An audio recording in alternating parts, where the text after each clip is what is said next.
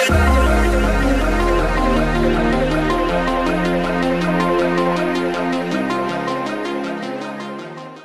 up everybody, welcome to General Hospital Envy, my GH after show. It has been a minute since I've done these regular Sunday shows. My allergies have been kicking my ass this spring. But on Wednesdays on the Dion's Corner channel, I've been doing a live version of the recaps just to make up for it. So if you guys are watching from the Envy01 channel, head on over to the Dion's Corner channel so you don't miss a thing. Plus, usually on Wednesdays we watch some classic episodes of GH as well, so tune in for that. Alright, let's get into it because this week was hella messy. As you guys know, the trial between Michael and Willow and Nina got pretty ugly the previous week. Scott was trying to paint Michael as this woman abuser. He brings up Claudia Zakara and how Nell was just trying to protect Wiley from him. And it totally backfired. Willow confronted Nina on sticking her lawyer after Michael's character and accused her of trying to redeem Nell. Nina then asks Willow if she thinks that people are born bad, and Willow says, well, the apple didn't fall far from that tree for you. Ooh girl, be careful. Nina then says if only Harmony had told you who your real mother is, and of course Carly overheard that part and decides to run over to GH to go and get the test results, even though the trial was continuing on. Diane asks Willow on the stand why she thinks Nina shouldn't deserve to see Wiley, and she simply states that DNA doesn't automatically get you permission to see someone. She then mentions how Nina hid Sunny from the whole family, and how she broke up Sunny and Carly's marriage, and how she got Scott to trash Michael's character without a second thought to Wiley for any of that. At this point, Nina clearly knew that if she got Scott to cross-examine Willow, it would only prove Willow's point even further. Carly gets back from the hospital just in time to hear the verdict come in, and of course the judge sided in Michael and Willow's favor. I can't believe that Nina actually thought she had a chance. She literally begged Michael and Willow to reconsider, and they're like, hell no. Now at this point, Carly had already learned that Willow is in fact Nina's daughter, but she tries to test out the waters to see how Willow feels about Nina ever seeing her again, and if she regrets anything, and Willow's like, hell no, I hate that woman. And because of that, Carly feels justified in not telling Willow anything about Nina being her mom. Now Drew had actually popped into the courtroom and heard that conversation happening, and he looks over at Carly. Carly just shakes her head no, and then she pulls him aside a little bit later and tells him that Nina isn't Willow's mom. You know, if this was Jason, he wouldn't have bought that for a second. He'd be asking to see the DNA results himself. But Drew didn't even do that. Hopefully Drew gets suspicious at some point though. Oh, by the way, I should mention that there was actually a stand-in for Michael this week. Chad unfortunately tested positive for COVID, so he has to sit out a few episodes, but I'm sure he'll be back soon. Alright, we gotta talk about Terry and Chet. I did talk about it during the live stream, but we'll talk about it here too.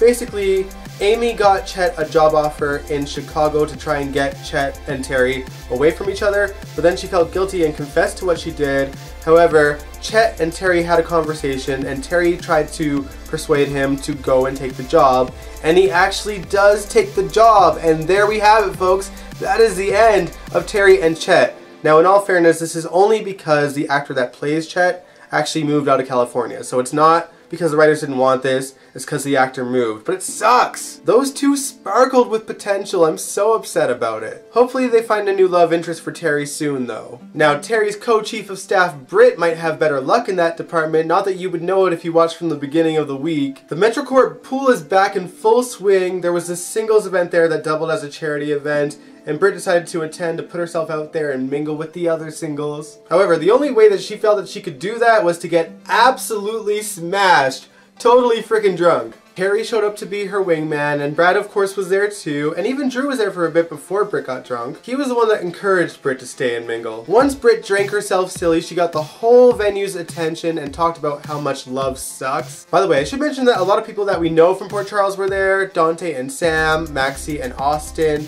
Brooklyn and Chase, you know, all the couples just attending a singles event for charity. Spinelli was there too. He's clearly up to his neck in this dating app thing and he's trying to hide it from everyone. Sam can see through it and she's begging him to tell her the truth, but he's just staying zip-lipped about it for whatever reason. Now, something I didn't realize until this episode was that the MetroCorp pool is actually on the roof of the MetroCorp. Like there's no, it's just sky above the pool. I guess it just has really large walls. Now the reason why I'm bringing that up is because while Britt was on her rant about how much love sucks, there's a noise and everyone's kind of looking up, and then in flies a parachuter and he crashes into Britt and they both fall into the pool. The guy's name is Cody and apparently he's a childhood friend of Dante's. Britt wanted his ass arrested. Not that I blame her. I mean, it's a humiliating situation and she really could have gotten hurt. But can we talk about how Brad's instinct as her best friend was to record her from the time that she was ranting to the time that she got knocked into the pool to the time that she got out. What a good friend, Brad. She's probably gonna go viral after this too. But yeah, wouldn't it be a classic soap move if the love of Britt's life happened to crash through a window and land into her lap? If that doesn't happen, I would actually be shocked. Dante and Sam get Cody out of there and they put him in handcuffs just so Britt stays calm,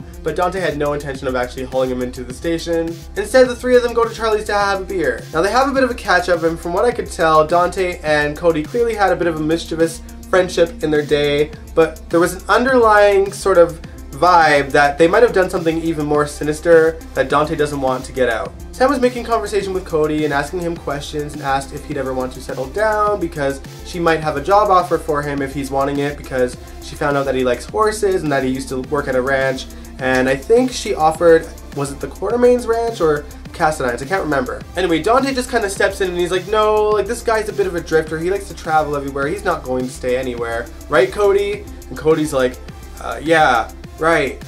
I do like that we're getting more backstory for Dante because we really don't know too much about his life before Port Charles. I mean, we know he was a mama's boy growing up. We know he knew Brooklyn and the Sorellos. And we know in 2007 he kept a secret for Brenda before he even knew that Sonny was his father. But that's pretty much it. Stick around, Cody. You might just make Dante a little more interesting finally. Plus, Cody's kind of hot. And speaking of hot, where is Dex? Where did he go? That man just vanished into thin air. Alright, let's talk about Brooke and Chase. They were at odds the previous week because Brooklyn wanted him to do something illegal to bring down Link. And of course, Chase had to turn her down because he's on the verge of getting his job back. But the two of them couldn't stay away from each other for too long, and they work on a compromise. Chase says that he will help her bring Link down by digging up dirt on him. I guess I'm here for it. I mean, I love Brooklyn and Chase. I just think that the Link thing is overplayed already and I'm just kind of over it. But if this brings them together, then I'm here for it. Anna and Valentine had scenes this week at a gun range. They challenged each other to a duel of sorts, and basically the person that gets the most shots on the target wins. Valentine says if he wins, she has to go to dinner with him.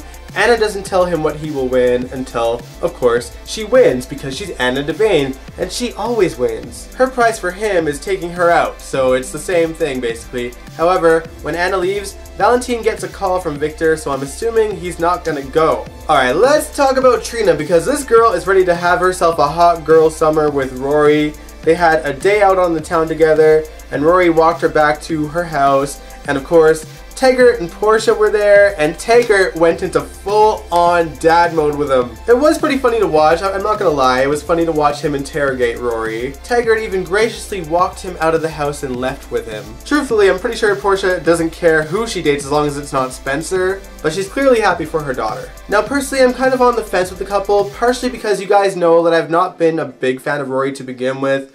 I mean, I've always felt that there's not much to his character, although he is getting a bit more of a personality now that he's warmed up a bit, but he just doesn't do a whole lot for me. And now there's just this underlying backstage situation that involves the actor that plays Rory and some old tweets involving racism. So, if you know, you know, but you guys can look into that yourselves. I already stated my opinion on that in the live stream, so we're just gonna move on. Lastly, we gotta talk about Nikolas Castadine, cause man, this guy, what a mess. What a mess he got himself into this week. Nikolas and Ava had gotten into a pretty big fight, and Nikolas really thought his marriage was over, and Spencer blew up at Esme because he couldn't keep his cool when she was bringing up Trina, and he stormed off, and so that left Nikolas and Esme to lick each other's wounds, and I wish that I meant that only metaphorically. Those two grabbed some booze, and then they made out, and then they had sex. Nikolas had sex with his son's girlfriend. You know, I had a tiny bit of shred of hope that Nikolas was playing Esme. Turns out he's just bloody stupid. Spencer and Ava actually got pretty close to catching Nikolas and Esme in the act, but alas they didn't. Earlier in the week, Laura had a conversation with Ava that actually persuaded her to try again with Nikolas.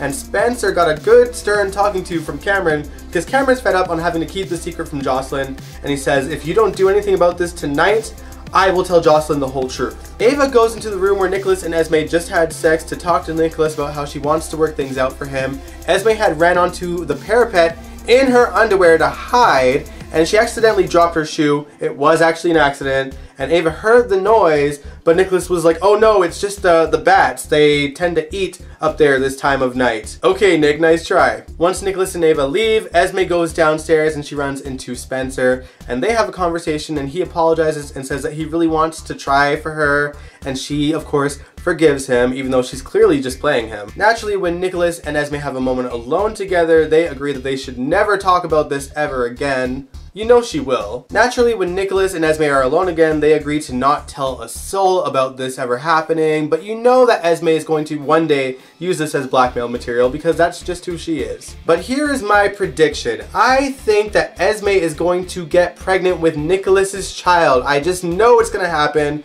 And it's going to play out one of two ways. Spencer is going to find out that Esme cheated on him with someone, or Spencer is going to take one for the team and have sex with Esme just to keep up the charade, and she's going to try to pass off that baby as his, and Nikolas is going to be worried that he's the father, which he probably will be. And eventually when the secret comes out, we're going to be into a non-stop baby saga, just like the Wiley one we've been sitting through for years now. Helena at this point is either rolling in her grave or laughing her ass off at the predicament Nikolas has gotten himself into, since he's the one that killed her in the first place. Anyway, those were my thoughts and feelings on this week's General Hospital. Let me know in the comments below what you thought, and if you like this video, give it a big old thumbs up, subscribe if you want to, I'd really appreciate it, and I will catch you guys next time. Peace out.